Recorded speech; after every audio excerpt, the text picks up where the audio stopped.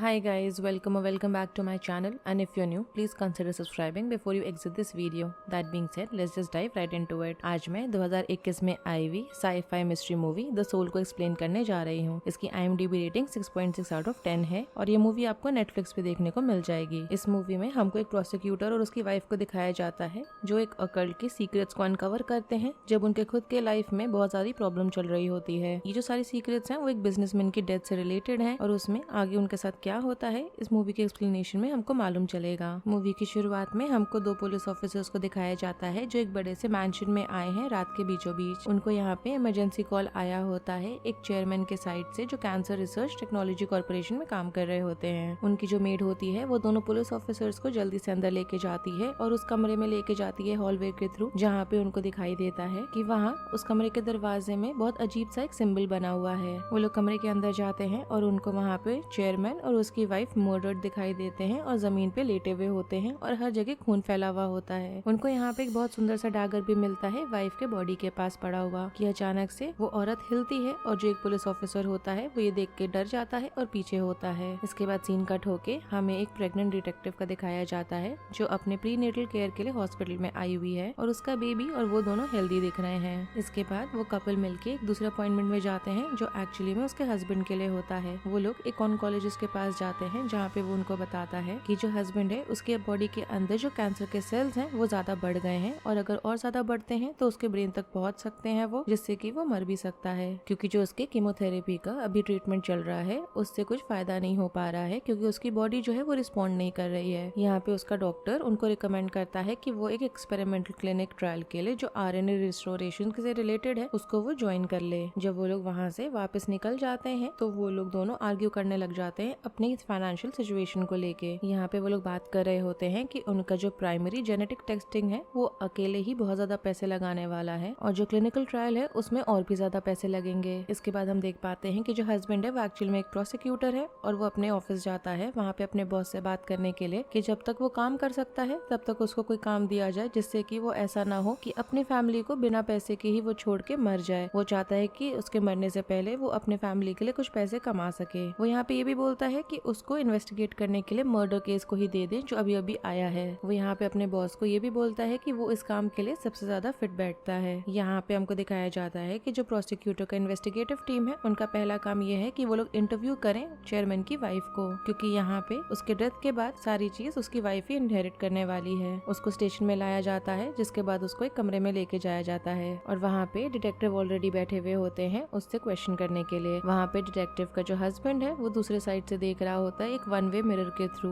यहाँ पे चेयरमैन की वाइफ शुरू करती है बताना कि पिछले रात क्या हुआ है। उसने नोटिस किया था कि एक अजीब सा सिंबल बना हुआ है कमरे के दरवाजे पे जो उसके हस्बैंड का कमरा है। जिसके बाद वो उसको चेक करने के लिए अंदर जाती है। जैसे ही वो अंदर जाती है तो उसको अंदर से बहुत ही गंदी सी स्मेल आने लगती है जैसे कि कोई चीज जल रहा हो, मोस्ट लाइकली कोई इंसेंस। और उसको यहाँ पे दिखाई देता है कि चेयरमैन का जो बेटा है वो कमरे के अंदर है और वो किसी तरह का रिचुअल परफॉर्म कर रहा है चेयरमैन के ऊपर। वो यहाँ पे किसी तरह का इनकंटेशन बड़बड़ा रहा होता है जो समन करता है बुद्धिस्ट गॉड्स को वहाँ पे रीइंकारनेशन से जो रिलेटेड होते हैं उनको। यहाँ पे हमको दिखाई देता है कि जो चेयरमैन है उनकी काफी ज्यादा तबीयत खराब है और वो एकदम ही हिल नहीं पा रहे होते हैं जब उनका बेटा उनके ऊपर रिचुअल परफॉर्म कर रहा होता है। फिर भी वो किसी तरह से मैनेज करते हैं पुलिस को कॉल लगाना और इसके तुरंत बाद ही हम देख पाते हैं कि जो उनका बेटा है वो उनके सर पे बार बार मारने लग जाता है डैगर से। यहाँ पे चेयरमैन की वाइफ उसको रोकने की कोशिश करती है मगर फेल हो जाती है। वो आगे ये भी बताती है कि जो चेयरमैन का बेटा है वो एक्चुअली में अपने फादर के साथ बहुत ही बुरे टर्म्स में था जब से उसकी माँ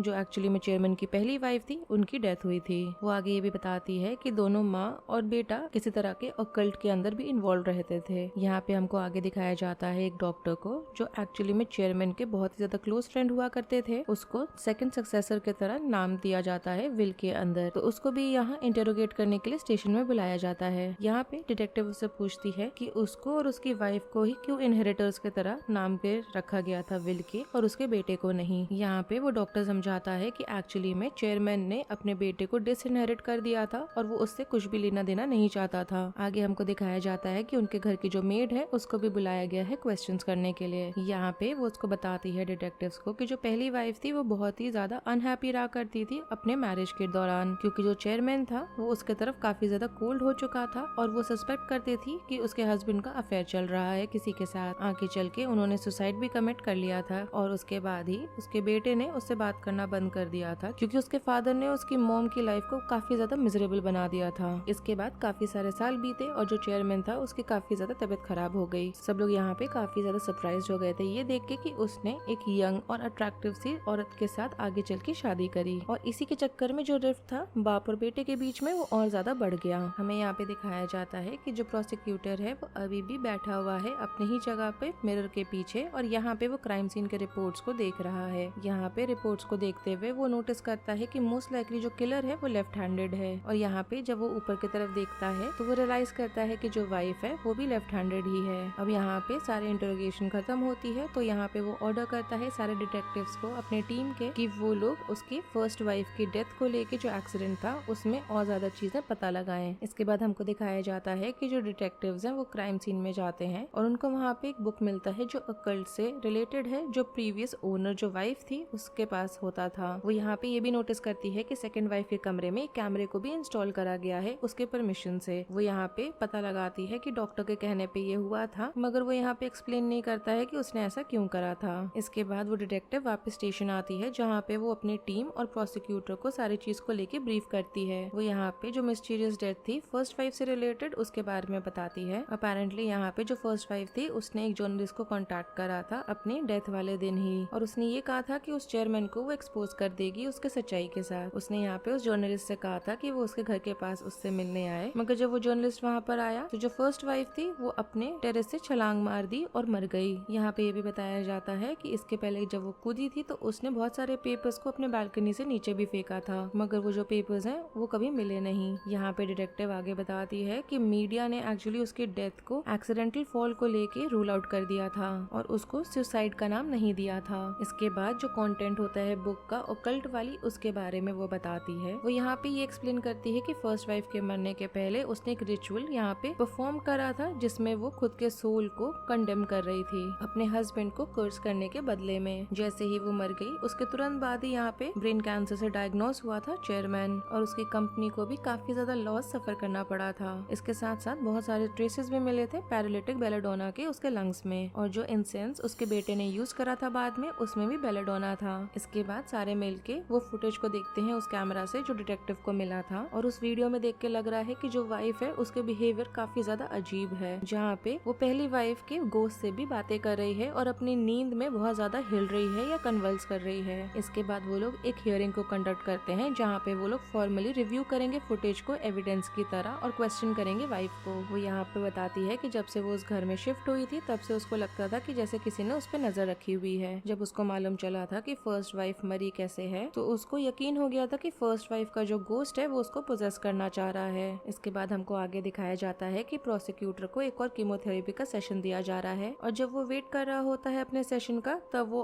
आर्टिकल्स को देख रहा होता है डॉक्टर के बारे में जो दिया हुआ होता है उसको। वहाँ पे बहुत सारे आर्टिकल्स मिलते हैं जिसमें उसको और चेयरमैन की फर्स्ट वाइफ को साथ में एज अ कपल या एज अ लवर लिंक किया जा रहा है। उसको यहाँ पे एक और आर्टिकल मिलता है जहाँ पे बताया जाता है कि वो दोनों हेड हैं आरएनए रिस्टोरेशन प्रोजेक्ट के जो चेयरमैन की कंपनी में है। इसके बाद हमको दिखाया जाता है कि उसकी वाइफ वहाँ पर आती है उससे मिलने के लिए जिसके बाद वो सारा फुटेज उसके साथ दोबारा देखता है। वो यहाँ पे बोलता है कि जो चेयरमैन की वाइफ है उसने अजीब तरह से एक्ट करना शुरू कर दिया था घर में शिफ्ट होने के कुछ महीने के बाद ही। ये यहाँ पे बताता है कि जब वो उस घर में आई थी तो वो काफी ज्यादा शाय किस्म की लड़की हुआ करती थी जो धीरे धीरे जाके कॉन्फिडेंट भी हो गई थी। वो यहाँ पे इस बात को भी नोटिस करता है कि इनिशियली चेयरमैन की जो वाइफ थी वो राइट हैंडेड थी मगर अभी वो लेफ्ट हैंडेड है। और भी ज्यादा बड़ी बात यहाँ पे ये है कि उसका जो सिग्नेचर है वो भी बदल गया है। यहाँ पे हमको दिखाया जाता है कि जो डॉक्टर है उसने आरएनए रिस्टोरेशन थेरेपी को खोला है जहाँ पे वो फोरकास्ट करता है कि वो एलिंग कंपनी को बचा सकता है। वो आगे यहाँ पे ये भी समझाता है कि जो आरएनए रिस्टोरेशन है वो काम इसलिए करता है क्योंकि वो आरएनए को डिस्टिल कर देते हैं पाउडर के फॉर्म में जिसको बाद में वो लोग उस एरिया में अप्लाई करते हैं ब्रेन के जो अफेक्टेड है।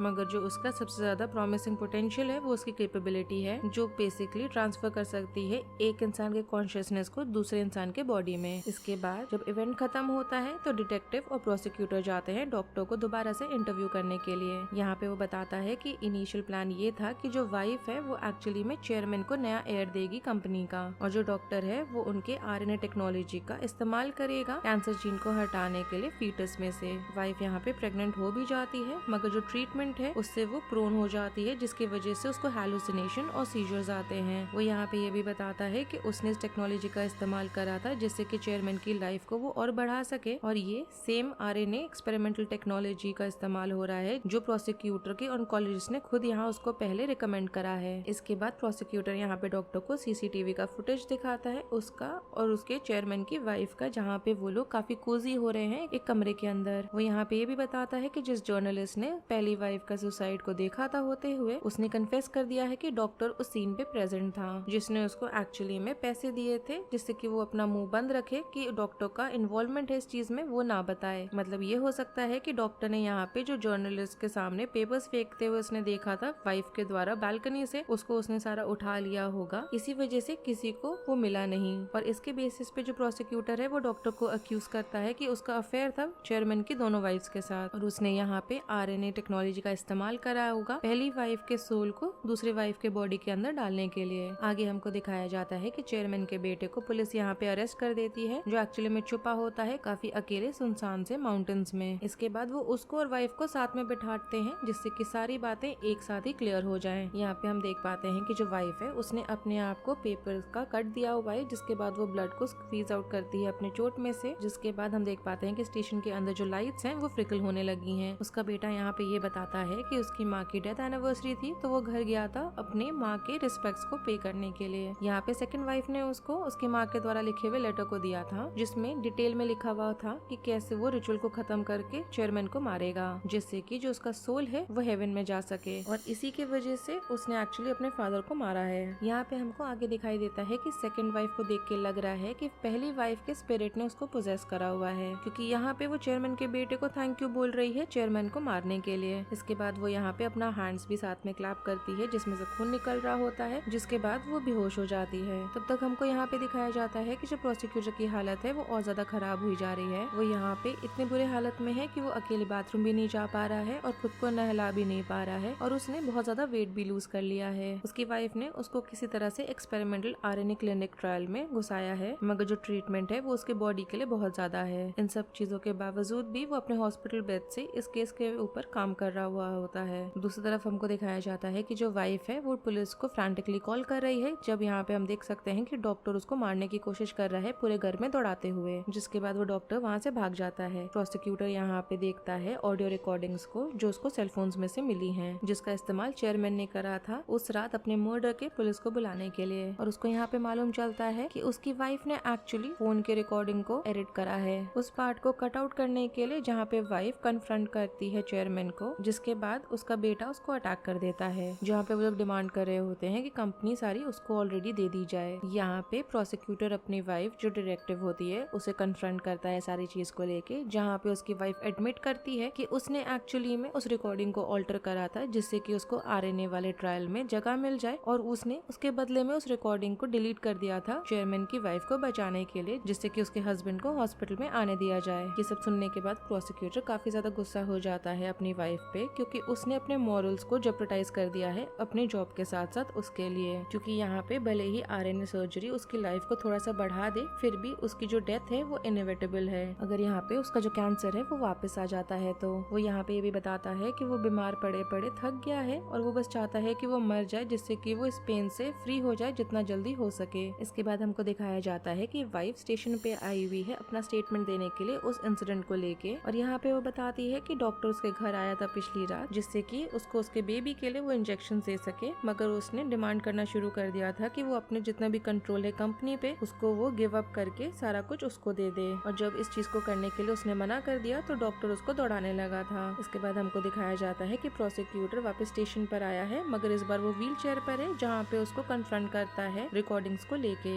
यहाँ पे वो उसको अक्यूज भी करता है कि वो मास्टरमाइंड है पूरा मर्डर प्लॉट के पीछे, क्योंकि उसने यहाँ पे फैब्रिकेट भी करा है लेटर को जो उसने बेटे को दिया था उसकी माँ के डेथ एनिवर्सरी पे, जिसकी वजह से वो एंड में वो रिचुअल करा और अल्टीमेटली चेयरमैन को मार डाला। प्रोसिक्यूटर को यहाँ पे कुछ और चीजें मालूम चलती हैं, जहाँ पे वो सिमिलैरिटीज देख पाता है आवाजों में, टोन में चेयरमैन की और वाइफ के। उसको यहाँ पे थोड़ा बहुत ऐसा लगने लगता है कि इंस्टेड की फर्स्ट वाइफ की जो कॉन्शियसनेस है वो सेकंड वाइफ के बॉडी में ट्रांसफर करने की जगह डॉक्टर ने एक्चुअली में चेयरमैन की कॉन्शियसनेस को ट्रांसफर कर दिया है। वो अपने इस थ्योरी को अपनी वाइफ के साथ शेयर करता है और वो उसको बहुत ही ज्यादा चिलिंग सा लुक देती है और वहाँ से चली जाती है। आगे उसी रात लड़ाई लड़ाई होने के बावजूद भी वो लोग लड़ाई को सॉल्व कर लेते हैं। वो उसको यहाँ पे बोलता है कि वो चाहता है कि वो खुश रहे उसके मरने के बाद भी, मगर वो उसको यहाँ पे बोलती है कि उसको कुछ नहीं चाहिए उसको छोड़ के। अगला दिन हमें दिखाया जाता है जहाँ पे डिटेक्टिव अपने काम के लिए जाती है और जो डॉक्टर है वो विजिट करता है प्रोसिक्यूटर को घर पे। यहाँ पे वो बताता है कि वो और चेयरमैन एक्चुअली लवर्स थे और चेयरमैन को हमेशा से लगा था कि वो एक तरह से औरत है, मगर चेयरमैन को यहाँ पे अपनी ट्रू आइडेंटिटी को हमेशा से छुपाना पड़ा था क्योंकि वो यहाँ पे एक पब्लिक फिगर था और अगर सच्चाई बाहर आ जाती तो उसकी कंपनी को लेके काफी ज्यादा नेगेटिव पब्लिसिटी हो जाती। इसी सब के चलते उसने अपनी पहली वाइफ से शादी भी करी थी जो एक्चुअली में एक रिसर्चर थी जो उसके अंडर काम करती थी और उन्होंने यहाँ पे हैप्पी कपल का अपीयरेंस मेंटेन करा था, मगर यहाँ पे बंद दरवाजों के पीछे वो एक्चुअली में अपनी वाइफ को निग्लेक्ट किया करता था जिसकी वजह से वो डिप्रेशन में चली गई थी। यहाँ पे डॉक्टर गिल्टी फील करता था कि उसकी वजह से चेयरमैन की जो फर्स्ट वाइफ है वो खुश नहीं है और इसी वजह से वो उसके क्लोज आया था। यहाँ पे वो आगे बताता है कि डॉक्टर और चेयरमैन की फर्स्ट वाइफ साथ में आरएनए प्रोजेक्ट पे काम करना शुरू किए थे और यहाँ पे चेयरमैन का आइडिया था कि वो लोग इस टेक्नोलॉजी का इस्तेमाल कर सकते हैं उसके सोल को एक औरत की बॉडी में ट्रांसफर करने के लिए, मगर यहाँ पे उसकी वाइफ को आगे चल के उनके अफेयर के बारे में मालूम चल गया था और उसने यहाँ पे चेयरमैन को कर्स करा था जिसके बाद उसने सुसाइड कर लिया था। जो पेपर्स उसने बालकनी से कूदने से पहले फेंके थे वो एक्चुअली में पिक्चर्स थे डॉक्टर और चेयरमैन के साथ में। इसके कुछ ही समय के बाद चेयरमैन को यहाँ पे कैंसर हो गया था और यहाँ पे जो आरएनए प्रोजेक्ट था वो आखिरी चांस था चेयरमैन को बचाने का और इसी वजह से सेकंड वाइफ को वो लोग ऑर्फनेज से लाए थे और चेयरमैन ने उससे शादी करी थी। उन्होंने उसको ये बताया था कि वो लोग उस पे एक आरएनए ट्रीटमेंट करेंगे जिससे कि वो लोग मेक श्योर कर सके कि बेबी के अंदर कोई कैंसर वाला जीन नहीं है, मगर सच्चाई तो ये थी कि डॉक्टर यहाँ पे काम कर रहा था चेयरमैन की सोल को ट्रांसफर करने का। ये काफी ज्यादा स्लो प्रोसेस था और उसमें बहुत सारे सेशंस लग रहे थे, मगर इवेंचुअली जब चेयरमैन को यहाँ पे होश आया था तो वो अपनी सेकंड वाइफ के बॉडी में था। यहाँ पे उन्होंने ये भी प्लान करा था कि वो उसके सोल को बेबी के अंदर भी ट्रांसफर करेंगे जब उसकी सही उम्र हो जाएगी, जिससे कि जो चेयरमैन है वो हमेशा के लिए जिंदा रह सके। मगर यहाँ पे जो चेयरमैन का कॉन्शियसनेस था वो कहीं ना कहीं उसके ओरिजिनल बॉडी के अंदर रह गया था, जिसकी वजह से वो काफी ज्यादा कंफ्यूज्ड, पैरानॉइड, डिल्यूजनल सब कुछ हो गया था और वो चाहता था कि जो उसकी वाइफ है वो मर जाए। तो इसी वजह से जो वाइफ थी जिसके अंदर चेयरमैन का कॉन्शियसनेस था वो यहाँ पे प्लान करने लग गई थी चेयरमैन को मारने का तरीका, जिससे कि वो अकेले ही रह जाए कंपनी के सारे डिसीजंस लेने के लिए। डॉक्टर इस प्लान को लेके काफी ज्यादा घबराया हुआ था और उसने यहाँ पे रियलाइज करा था कि जो भी चीज वाइफ के बॉडी के अंदर है वो एक्चुअली में वही चेयरमैन नहीं है जिससे वो प्यार किया करता था। वो यहाँ पे अपनी गलती को सुधारने की कोशिश करता है वाइफ का मर्डर करके, जहाँ पे उसने कहा था कि वो एक नॉर्मल रूटीन सर्जरी करने वाला है जिससे कि जो वाइफ का कॉन्शियसनेस उसके अंदर रह गया है ओरिजिनल वाला, उसको वो पूरी तरह से उसके बॉडी से हटा सके। मगर यहाँ पे उसका असली प्लान ये था कि वो उसको मर्डर कर देगा। यहाँ पे उसको थोड़ा सा भनक लग गया था डॉक्टर के प्लान को लेके, तो उसने यहाँ पे उसको अटैक कर दिया था और इसी वजह से वो वहाँ से भागा था और अभी तक भाग ही रहा है। अपने कन्फेशन को खत्म करने के बाद डॉक्टर यहाँ अर्ज करता है प्रोसिक्यूटर से कि वो वाइफ के पीछे जाए, जिसपे प्रोसिक्यूटर मानता भी है। जिसके बाद वो वाइफ के घर जाता है, डॉक्टर को साथ में लेके जो डिस्गाइज में होता है उसके वो स्टडी के अंदर जाता है जहाँ पे डॉक्टर एक्चुअली में छुपा हुआ होता है वेटिंग रूम के अंदर ही। और यहाँ पे जो प्रोसिक्यूटर है वो वाइफ से पूछता है कि क्या वो डॉक्टर से अभी भी प्यार करती है। यहाँ पे वाइफ जवाब देती है कि जो भी वो उसके लिए फील किया करती थी वो उसने अपनी प्रीवियस लाइफ के साथ पीछे ही छोड़ दिया है। ये सुनने के बाद ही डॉक्टर एकदम से स्टडी के अंदर आता है और उसको एक लिक्विड से स्प्रे कर देता है जिससे कि वो बेहोश हो जाती है। अचानक हम देख पाते हैं कि जितने भी न्यूज के एजेंसीज हैं वो यहाँ पे रिपोर्ट कर रहे हैं वाइफ के अनाउंसमेंट को लेके कि उसने अपने पोजीशन को एज अ चेयरमैन छोड़ दिया है। डॉक्टर यहाँ पे आखिरी बार चेयरमैन के कमरे में जाता है और कमिट कर देता है सुसाइड उसी के बेड पे। डिटेक्टिव यहाँ पे अपने वापस घर आती है और उसको अपना हस्बैंड घर पे नहीं मिलता, मगर उसको वहाँ पे एक फ्लैश ड्राइव मिलता है जिसके अंदर एक रिकॉर्डिंग होती है जिसके अंदर एक मैसेज होता है प्रोसिक्यूटर की तरफ से जो उसको बता रहा होता है कि उसने अपने ऊपर सारा ब्लेम ले लिया है ऑल्टरेशन करने का रिकॉर्डिंग्स में, जिससे कि उसकी वाइफ बच सके।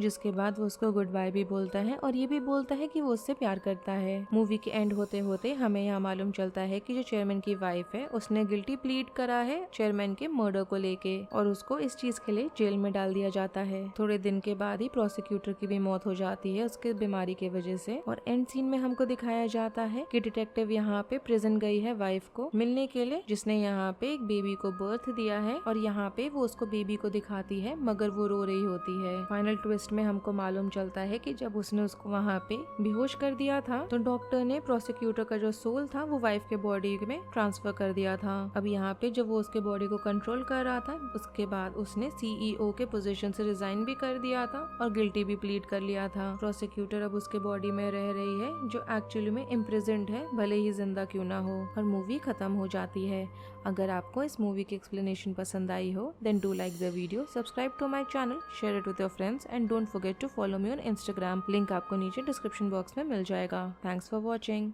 बाय।